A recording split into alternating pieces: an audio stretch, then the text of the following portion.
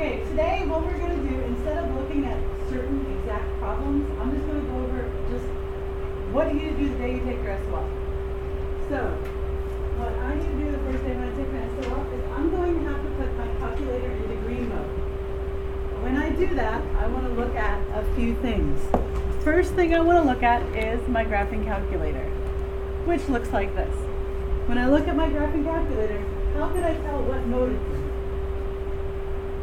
Does anyone see how I can do that from the home screen? At the top it says radian. I do not want to be in radian mode, I want to be in degree mode. I have to be in degree mode before I do anything. To change it, there's a button called mode. It's right there, highlighted in red. I find where it says degree, and I want to somehow pick degree. So I do that by using my arrows keys, kind of like I would if I was playing some game. And I go down and over until I get to degree. In order to choose it, I'm going to hit the enter button, and now, looking at the top, I am in degree mode. So that's how I get there. Now, Desmos. If I'm in test nav, I'm going to hit the calculator at the top. It gives me Desmos testing mode. Now, I need to know, am I in degree mode? I go over to this lovely little wrench, and it's automatically in degrees. So they actually should be in degree mode. It does not hurt anything to check it real quick.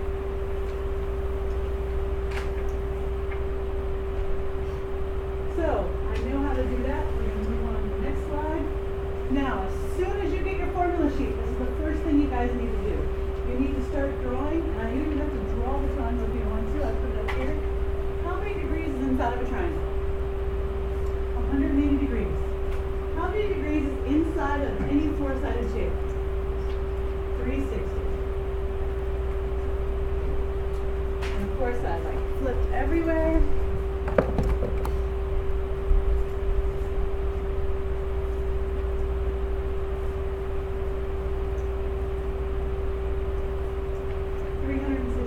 I asked myself, how do I get from 180 to 360 degrees? I add 180. I add 180 every single time, no matter how many sides it has.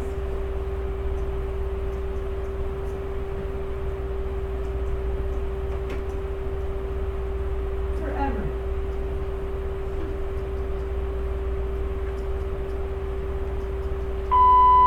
I can continue to do this until. Hello? Hello? Hi, this is the main office. Houston, Cesar Chavez. So, now that I've done that, if you're bored on the SOL, you can keep going. You can make it up to 40 some sides on the, you can go up to infinite number of sides. If you watch reporting category 3, you'll find out a little bit more about this, but this is important to do before you take the SOL. Now, the other thing that I want you guys to realize is the EE chart. You should not forget this. You need to put it down and notice this is about comparing things. Comparing two-dimensional shapes and three-dimensional shapes. What does the A stand for? Area. What does the B stand for? Volume. Now what does the EE stand for? Everything else. That could be perimeter, that could be a side length, that could be a radius, a circumference, anything that does scale factor, anything that does not have the word area, lateral area, surface area, or volume in it. That's everything under the sun. If you have two shapes that are different sizes and you have to compare them, I would always write this chart down. So I would do that quickly before the SOL starts. Next thing, I need to remember that if I have a big angle, which is very wide because angles open up, if I have a wide angle and a narrow angle, a big one and a small one, generally they equal 180. What does that picture look like? It generally looks like this. This is a linear pair. I have angle 1 that opens up wide. So I call that a big angle. It's very wide, opened up. I have angle 2 that's small. plus small equals 180. 180 is all over this test. I would highly recommend that you guys go ahead and do it. The other fun fact is if it looks equal, it probably is equal. Now, most of these pictures may or may not be drawn to scale, but if I have a circle and I have two tangents, the Duns-Map problem that we recently did. If I'm given 5x minus 2 and 32 here. What I know is they look pretty much equal. There's tools on the SOL for me to see that they're equal. I can pull my ruler down and measure. If it looks equal, it probably is equal. And then I just solve using my algebra. Now, as soon as you get your formula sheet and your scrap paper, I always write down this picture right here.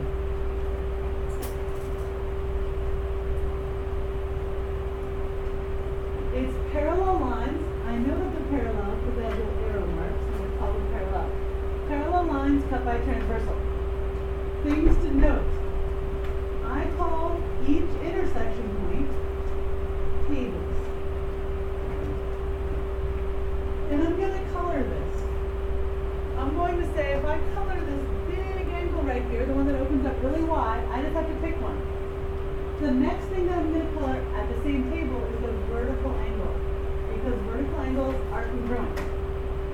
Now, if I take that and I slide or translate it down, I can see that this angle right here is sitting at the exact same spot as the first angle that I colored. Those are corresponding angles. I also color down here. If two lines are parallel, everything that's green is going to be equal to each other, and everything that's not colored is also going to be equal to each other. So, I have a whole bunch of these parallel lines and a whole bunch of numbers written down. I try to fill out every single table. So if I were to tell you that this was 122, and this angle down here is 68, the first thing I do is I fill around all of my tables. So I know that this is also 122.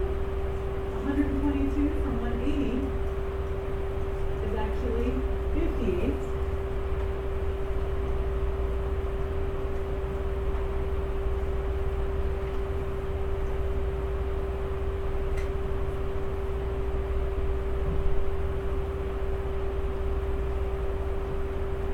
So, the question is, are these lines parallel?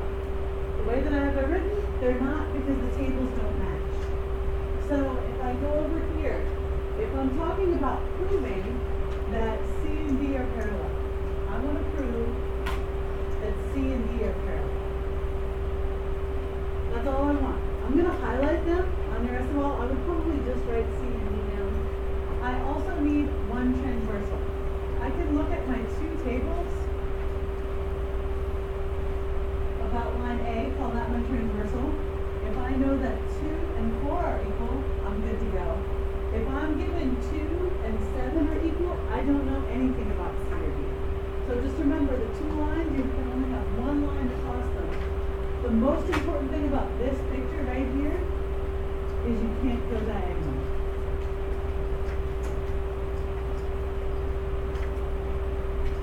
Which means I can't go this way. That's bad. Can't do it. My formula sheet. Everyone loves the formula sheet. Not everyone should love it because they give you a whole bunch of information on there. But what the formula sheet does tell me is everything above here is two-dimensional. Everything below here is 3D. I would probably circle my prism and my pyramid. The reason why I circle them is because they can have any shape base.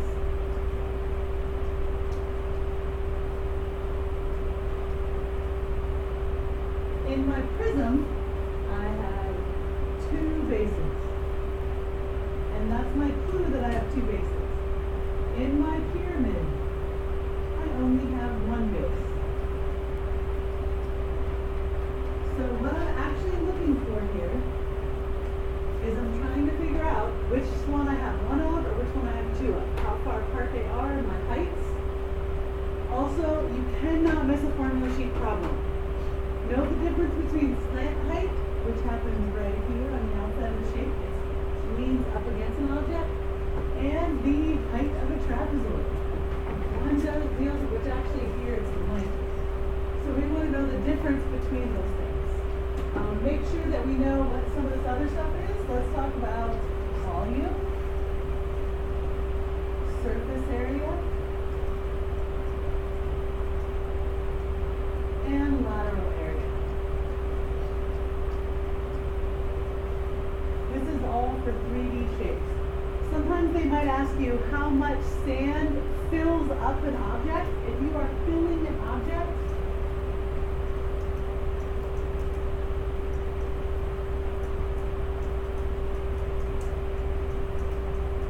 it's the volume. If it asks you to wrap a present, to completely cover it on all sides, it's surface area.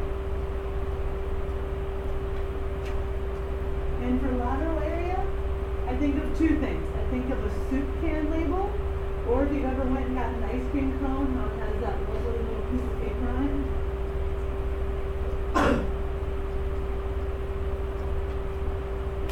It's something that doesn't cover the bases or base.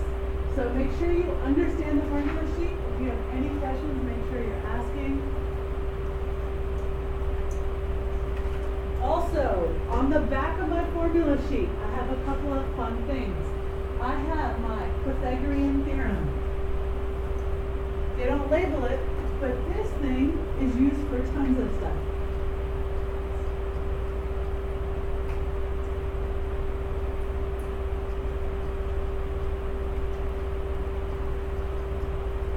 It can tell me whether or not something's a right triangle. It could also be used as the distance formula.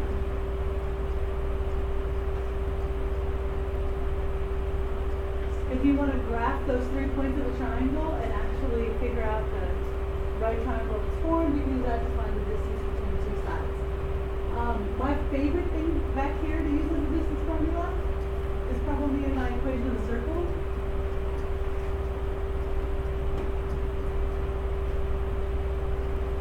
Because it actually plugs in 2 points, x, y, and hk. The other really awesome thing that they give you right now is they give you SOHCAHTOA. They tell you exactly what it is. They also tell you how to label the triangle. Here's the angle that I picked. If you can somehow make your triangle match that, then you're golden. Also, you have a whole bunch of symbols here and definitions. So if you see something and you don't quite understand it, you can always go back and look at it. With distance, I will say my favorite new thing to use for the distance formula is definitely Desmos. So if I go back to Desmos, which is what I'm going to do right here, I'm going to go into my calculator and test nav. And I want to plot a couple of points. According to this, I said A is -3,5. Imagine I can just label it as A. I said B is 2, -9. I could also label that. Now, I don't see B on here yet. Oh, there it is. I have A and B. I can hold shift and shrink it or make it bigger so I can see them. I want to know what is the distance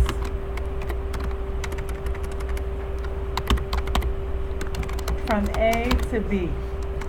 My favorite thing is it tells me it's 14.866. Also, if I want to know the midpoint, I just type the word midpoint and what I want to know the midpoint of. If I label it, it'll actually tell me the coordinates on there and it'll just be there. If I want to come up with the equation of a circle, I now have my x and my y that I can use, which is also pretty cool. But keep that in mind and make sure that you notice that in Desmos it was, if I got it wrong, it was italicized. If I spelled it wrong, as soon as I fixed it, it became regular print. So that's kind of my hint. Now, using the compass and ruler. So let's take a second and figure out, I'm gonna go back to test nav so we can look at it. This is a question that I like to use the ruler on because this is actually asking me for a parallel line through that point. This is not a construction problem, but I want to show you how I could do it. If I make this line up perfectly, does that line up perfectly? Pretty much. I can now move this anywhere and I know it's parallel to this line. So I'm going to make this one go through this point. And then I can just click on a point. That point is going to be on the parallel line. If I want to do perpendicular, notice all these little white tick marks right here. Those are going to be perpendicular to that side. So if I just rotate this thing and I go like this, I make it perpendicular, pretty close. And then I just go through here. And once again, I'm trying to find a point that would make it perpendicular. So that kind of takes the guessing game out of my slope and how I can use it. This problem does not have a compass on it. We'll find one. This problem tells me that I'm looking for, using construction, the closest to AB minus 3AC. Now, distance is actually one of the best things I can use my compass for. But if I want to use my compass on here, this is what it looks like. And if I want to do 3 minus 3AC, I'm going to, put this right here. Open this until it goes through C. I like the fact that the circle moves pretty easily. Make sure it goes through there. Mark it once. Scoot it up. Mark it twice. Scoot it up. Mark it 3 times. What do I have left? From here to there. Scoot it down here. It goes through point E. So from A to E would be my right construction. If I did not know how to do this, and you were kind of confused, I would pull out the ruler and actually set up a proportion. Let me get rid of this.